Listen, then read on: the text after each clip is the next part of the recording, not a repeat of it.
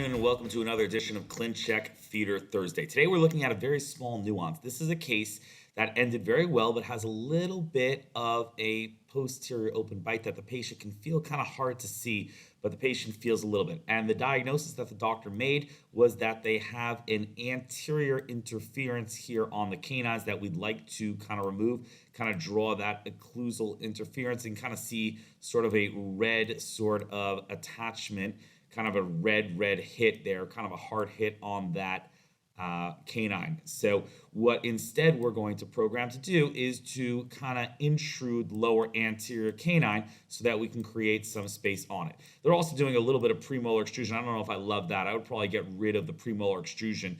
Really, the way that these premolar and molar will just be a little bit tighter is if I get rid of that anterior interference, which is blowing up. Now, what I want to really focus on is that if you're trying to accomplish anterior intrusion of a canine, the best way to do it is a G5 attachment on the first bicuspid, and you want a lingual attachment on the canine. Okay, this is a buccal attachment on the canine. We don't like that as much. It's just on the front surface. What we really want is a lingual attachment on the canine where there's already a curved surface. A lingual attachment here with a bevel to the occlusal will provide a very nice plane to push down on. Here, we're just kind of pushing down on a flat surface. It's not as powerful.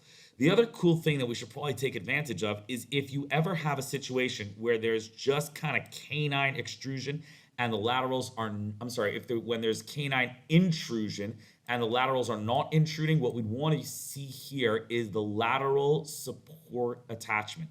It looks like a little smiley face upside down, and we want to see that. Anytime you have lower anterior intrusion, which involves the central incisors intruding and or the canines intruding, but the laterals are not intruding, that's an indication for the lateral support expansion attachment. It looks like a little smiley face. We're used to seeing it on the upper laterals, but it has one applicability to lower laterals, and that's when we're doing either canine and or central intrusion without lateral intrusion. Hope this helps. Thanks very much.